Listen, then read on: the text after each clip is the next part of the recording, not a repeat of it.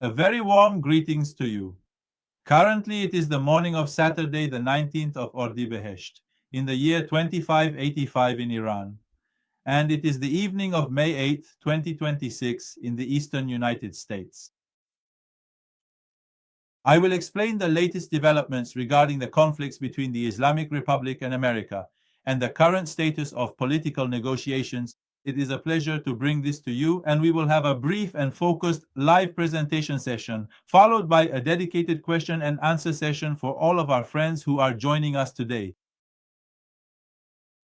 I must inform you that for the second consecutive night, the United States Navy and the Islamic Revolutionary Guard Corps Navy have clashed in the Strait of Hormuz.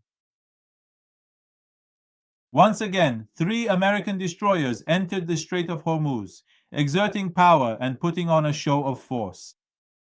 The IRGC says they launched a series of projectiles at them, but apparently they failed to strike the target. It shows that the Islamic Republic has trouble accurately targeting American ships. For all these years, they said they wanted to hit the ships, but they simply could not. And then the Army Navy. Recently, Shahram Irani said that if American ships come within our range, we will hit them. Well, you cannot get closer than the Strait of Hormuz. The Strait of Hormuz is approximately 17 kilometers in width, and the island of Qeshm is situated directly adjacent to it. 3 American naval destroyers entered the strait, and the Islamic Republic could not do a single thing. For 2 nights in a row, these American destroyers have been entering the Strait of Hormuz, attacking IRGC military facilities in Qeshm and its surrounding areas. And it seems the strategy the Americans have adopted is to come every night and destroy some of the IRGC's capabilities in the Strait of Hormuz. Both their Air Force and their Navy are extensively involved in the mission. The central focus and main priority of the American operations is the aircraft carrier George Bush, which has recently arrived on site after sailing all the way around the continent of Africa. Apparently, the leadership of the operations against the Islamic Republic among the ships in the region is with the aircraft carrier George Bush. It has also moved closer. It was in the Arabian Sea, and now it is in the Sea of Oman, having moved closer. For instance, in tonight's intense naval clashes, the Americans successfully hit 2 more Islamic Republic ships, specifically 2 large tankers. They had already hit 1 vessel during the previous 24 hours, making it a total of 3 tankers trying to break through the American blockade, whether they were attempting to leave or enter the waters of the Persian Gulf. The Americans are targeting these. Today, it was also officially announced that 2 Islamic Republic tankers were strictly warned not to break the maritime blockade. However, they simply didn't listen. Consequently, an F-18 aircraft took off from the deck of the aircraft carrier George Bush, came over, and struck them in such a way that they've been completely put out of action. Now, within just 2 days, they've targeted 3 different tankers, specifically supertankers belonging to the Islamic Republic. They are launching a coordinated assault with a combination of destroyers and aircraft. The United States Navy destroyers enter the strait and engage in heavy combat. They have the upper hand, attacking strategic locations such as Qeshm, Bandar Abbas, Bandar Kamir, Sirik, and other key positions along the coast. One of my friends wrote tonight, I'd heard of Siri, but I hadn't heard of Sirik. I'm from the south myself. These are 2 different places. Siri is located past Greater Tumb and Lesser Tumb Islands as you head into the Persian Gulf. That's where Siri Island is, which during the Iran-Iraq war was used for oil exports. They used to say Iraqi planes didn't have the range to reach there, so instead of Karg, they'd bring the oil to Siri and export it from there. Now, regarding the town of Sirik, when you are traveling from the Sea of Oman and heading towards the Strait of Hormuz, you'll find it located to the east, just east of the strait near the port of Jask. That is the area of Sirik, and there is also a notable IRGC naval base situated right there. American ships. Now they enter the strait and return, and they have the capability to target IRGC headquarters, but the IRGC tonight, for instance, claimed it fired 8 cruise missiles and 24 drones at American destroyers. But what's the point? None of them hit. For years, the Islamic Republic's strategy was that we would sink ships. They claim to have precision-guided missiles to sink ships with. Whether back when American ships were further away and they couldn't do it, or now with a US ship right in the middle of the Strait of Hormuz and they still can't sink it, it's clearly a bluff. And previously, 6 months ago, a year ago, I told you all that it's impossible for them to sink a ship. And even assuming the absolute impossible, I remember saying, even if they somehow managed to sink one ship, nothing would happen to America.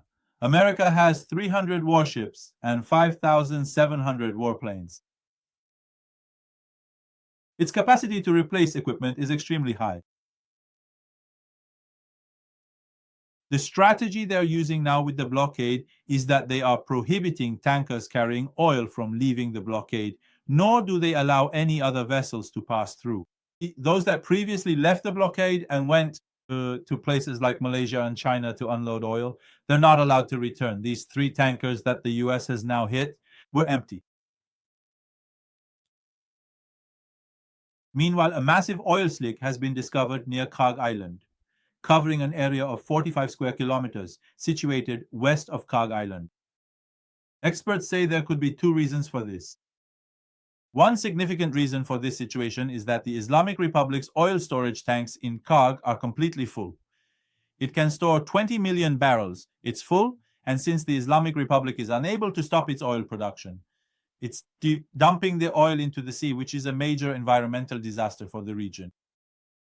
The second reason, some experts say, is because the Islamic Republic, Sharma, has oil storage problems. It might be using old tankers that have leaks, but this is a massive leak. This slick is 45 square kilometers, and now in these war conditions, no one's going to clean it up. The Islamic Republic is causing serious damage to the Persian Gulf's environment, which is valuable wealth belonging to future generations of Iran and coastal countries. A large oil slick is being seen. I'm located west of Kag, which is exactly 45 square kilometers.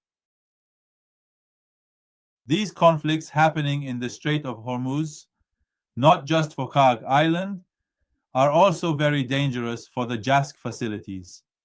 The Islamic Republic is actively building a 10 million barrel oil capacity there to store and export oil.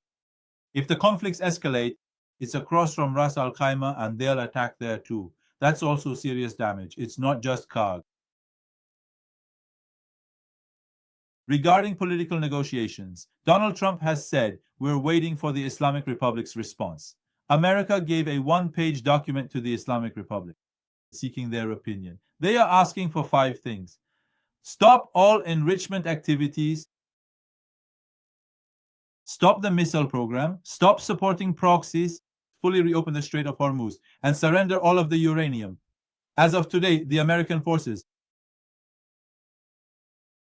removed over 13 kilograms of uranium, enriched as well, from Venezuela. It was in Venezuela before. Now that they've changed the government there, the US Department of Energy announced that we also removed 13 kilograms of enriched uranium from there. The Washington Post says the plan given to the Islamic Republic is 1 page, they want these things, and they're waiting for the Islamic Republic's answer. Trump has also said that if you don't agree, you'll be bombed. Besides these conflicts currently in the Strait of Hormuz, the Americans are also waiting for the Islamic Republic's response, and if the Islamic Republic doesn't give a positive answer, there's a possibility of heavier bombing. Former President Donald Trump himself said it. Within the UN Security Council, the United States and several Arab countries are also currently working together, trying to pass a formal resolution. Both China and the Russian Federation might exercise their veto power to block its passage. This resolution is focused on ensuring the freedom of navigation and is being passed under Chapter 7, which specifically deals with threats to international peace and security. Even if China and Russia veto it, the Americans, even if they ultimately decide to launch an attack, they will certainly do it. Allow me to share a few more interesting news items with you. A photo has been released from the National Security Commission meetings with IRGC, and the experts who have carefully examined the photo say it's being held in a building's kitchen. Then they began to mock it in the comments underneath, saying, "This Islamic Republic that says we are a global superpower, this superpower is so afraid that it goes into a kitchen to hold its National Security Commission meeting, while Israel and the United States aren't like this now. Israel and the United States. Neither their leaders nor their commanders are hiding, nor have they been killed. In the Islamic Republic, they've been killed, and many have gone into hiding. In this same context, another cleric from the leader's office commented on Mortaba's condition, saying that Mortaba's knee was injured. He says, he was severely impacted by a blast wave. He explained that when the explosion suddenly occurred at the office, Mojtaba was directly struck by the blast wave. And says his knee now was injured. His back was injured, which has healed, and he says behind his ear was also injured, but there's no cause for concern, because when he wears his turban, it's not visible. Now he thinks, for example, people are worried that Mojtaba's aesthetic appearance might be ruined. People want Mojtaba dead.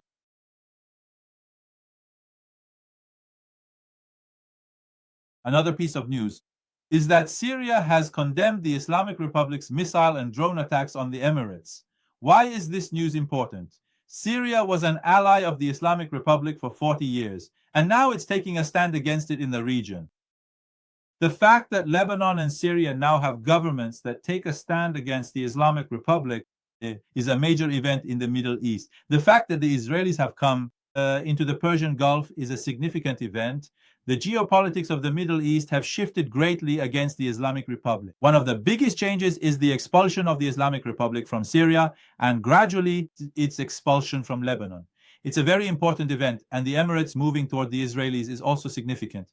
In the diplomatic arena, the Islamic Republic's situation has become very, very bad. Now, since tonight's live stream has gone on for a long time, I've tried to condense the news so we can get to answering some of our friends' questions.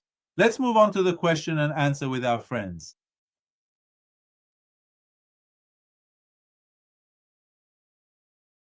With the internet shut down, no one hears the people's voice. On Sunday, Prince Reza Pahlavi's urgent call to action for Iranians living abroad was made in defense of those currently in Iran, the brave detained protesters, and against this horrific wave of executions.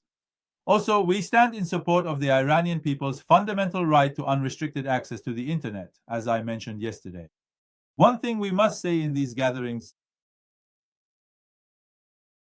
besides emphasizing the Iranian people's right to internet access, we must tell the world.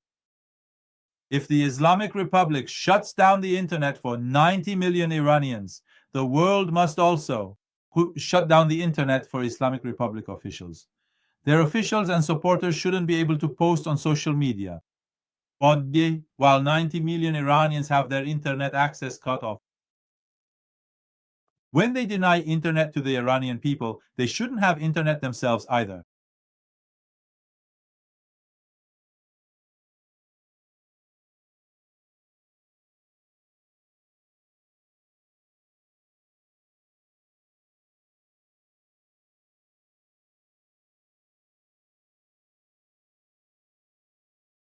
What do you think is the reason for all this appeasement and silence towards the Islamic Republic? The Europeans appease more. Israel is ready. The Americans are waiting to see if they don't get that political concession from the Islamic Republic, then they'll increase economic pressure and are also preparing for an attack. Even now, you see that militarily, they are standing very firm against the Islamic Republic.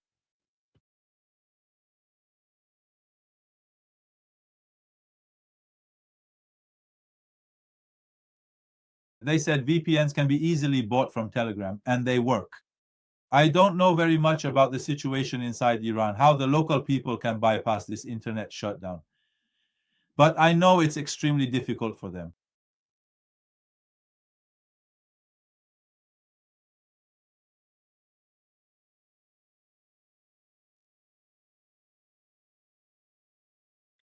Is it true you said if they don't attack by next week, they won't attack at all? I said that when they take this military stance, if they don't attack within 10 days, the probability of an attack becomes very weak. Right now, they are engaged in a process of stalling with the Islamic Republic over the details of this agreement. Meanwhile, Trump is also making a scheduled visit to China. If the Americans truly want to attack, they will likely intensify and escalate the very same strategic course they are currently taking in the waters of the Persian Gulf.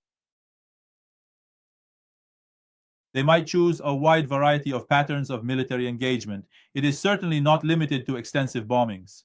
While they are blockading, their destroyers might enter the Persian Gulf every single day, just like they have during these past 2 nights.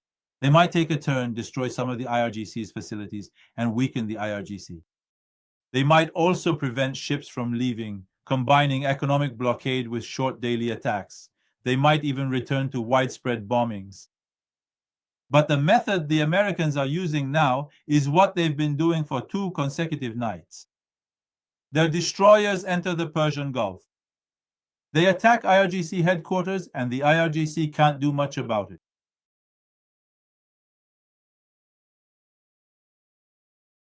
Why do they only strike at night and not engage during the day? I don't know.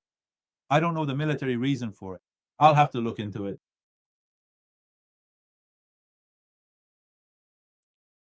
Negotiating with this regime is the greatest crime. This is what most Iranians and the prince are saying. This government that has killed its own people like this shouldn't be negotiated with. Trump said something yesterday. It was quite an interesting observation. He said that a government that kills its own people should not possess weapons capable of killing millions of people worldwide.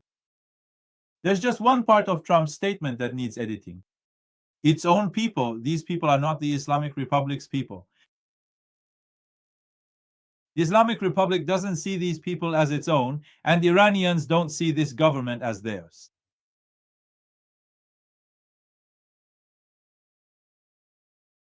If an agreement is reached, what should we do to keep the revolution going? The Iranian nation, whose power is based on its own million-strong uprising, and that million-strong uprising alongside established leadership. Don't worry about that. The nation will find its way. Right now, there's an intense buildup of anger inside the country, beyond the anger and hatred resulting from the January killings. Now, due to rising costs, the dollar's price, food prices, unemployment, internet shutdowns, and the presence of proxies, people's anger is just rising higher and higher. Developments in the political world aren't linear either. For instance, saying they reached an agreement and it's all over. No, developments in Iran, say, don't even have a fixed pattern for 2 months. You can't predict what will happen within 2 months. It has no fixed pattern. It fluctuates a lot.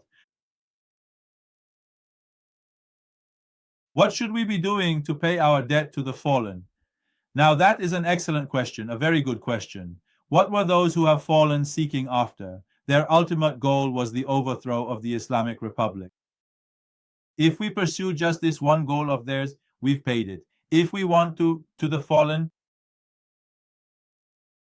pay our debt, let's see. What were the fallen after? They were after the overthrow of the Islamic Republic. Let's pursue this path too. Let's maintain our anger for when the prince finally issues his call to arms. It is crucial to take decisive action when the structure of oppression has significantly weakened and the chances of success are high. The best way to honor the immortalized is to steadfastly pursue the ultimate goal they had, which is the complete and total overthrow of the Islamic Republic, and not to back down. Why do I emphasize this? Many inside and outside the country want to discourage the people. Many inside and outside the country, instead of directing their criticism at the Islamic Republic for why it killed, they ask why the prince issued a call. Many individuals, both inside and outside the country, may try to come and create significant doubt. First, we must stand firm and say that this goal of ours is the right goal, the overthrow of the Islamic Republic. The Islamic Republic is not reformable. One should not negotiate with it. An Islamic Republic that has killed thousands of people is not reformable. One cannot negotiate with criminals. They have no negotiation with the Iranian people at all. Their language is the language of bullets. Therefore, the government itself says, come and overthrow me. We must stand firmly for this goal. Let's not allow some to create disruption in our minds regarding the overthrow. The basis of the overthrow should be relying on the collective power of millions of people, and the foundation of the overthrow should be the leadership that the people have determined. Millions of people called out only for the prince. We must preserve that million-strong uprising. That should be the basis of our movement, and we should defend the national revolution, its leadership, and the goal of overthrowing, first in terms of discourse. If these become firm in our minds, we can move forward with the rest of the work. Some want to create damage. The fundamental principle is that we do not accept it mentally. I've seen some people talking. It is done specifically to attack the national revolution. And Prince Reza Pahlavi, they praise the Islamic Republic. They praise the IRGC. Since they are so bitter and resentful toward the prince, they are no longer conscious of what they are saying. They continue to praise the IRGC. I have witnessed this myself. Some have come and said, yes, this path simply does not work. The IRGC also resisted well. They offer them praise. Should one praise such criminals? The Islamic Republic is a joint stock company of criminals and the corrupt. It must go 100%. Absolutely nothing should remain of it. Nothing. And the people of Iran will do this, and the people of Iran will certainly do this. And then the people of Iran, having done this, will look to see who in the world helped them and who didn't, and they will arrange their foreign relations based on that. They will look to see in these incredibly challenging times who truly focused on fighting against the Islamic Republic. Who was it that, while the brave Iranian people aimed to overthrow the regime, kept constantly tripping them up to make them fall? The Iranian people themselves know the answer, have pinned their hopes on Prince Reza Pahlavi.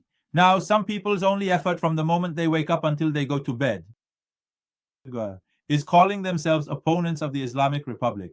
Yet 99 out of 100 things they say are against Prince Reza Pahlavi. I don't understand what kind of opponent of the regime only wants to attack Iran's national revolution and Prince Reza Pahlavi day and night.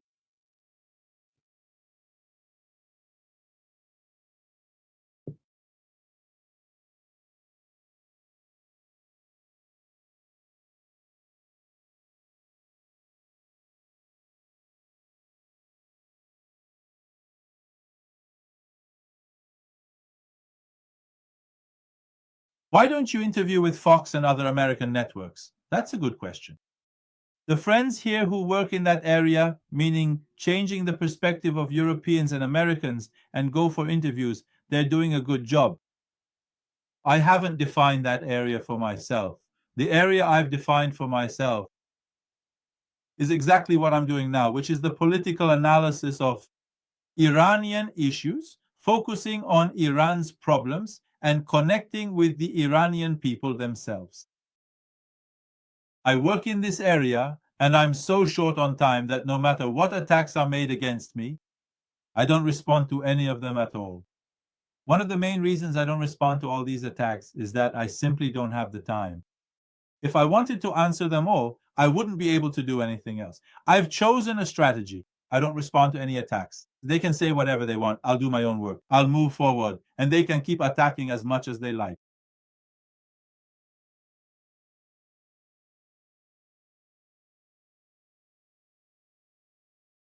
Please adjust the camera angle. It has AI. Sometimes it spirals out of control and starts to adjust itself.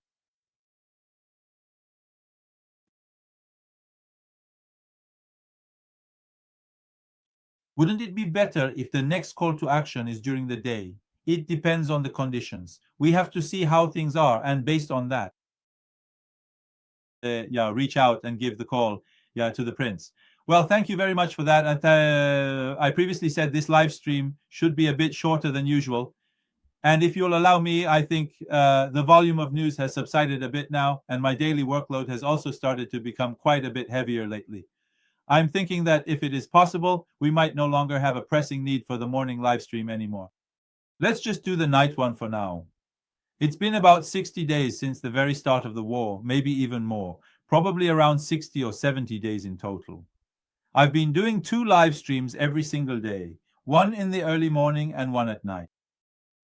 I've also consulted with friends about whether to continue the morning live stream. Some friends suggested, well, I have just come on here for a brief 30-minute session to share the latest news updates, rather than having it be a full hour like our usual nightly live stream. My specific request is for those of you who care to leave a comment below on whether we should stick to one live stream now or perhaps transition to two separate live streams. For example, the morning live stream could be 30 minutes long, while the night live stream could remain a full hour, including a Q&A session and so on. For instance, the morning live stream could be 30 minutes of news. I still haven't quite reached a final conclusion yet on whether I should go back to just one live stream or continue with two live streams a day as we did during the difficult conditions of the war. Please take a moment to share your personal thoughts and opinions with me. Then I'll summarize everything and let you know. Please leave your comments right here, so I can finally decide whether to continue the morning live stream or just have the night live stream from America. Thank you very much for everything. I truly hope you have a wonderful day and a peaceful night. Please take good care of yourselves. The day is now very near when we shall finally reclaim and restore our beloved Iran from the vicious, occupying, criminal, and corrupt Islamic Republic.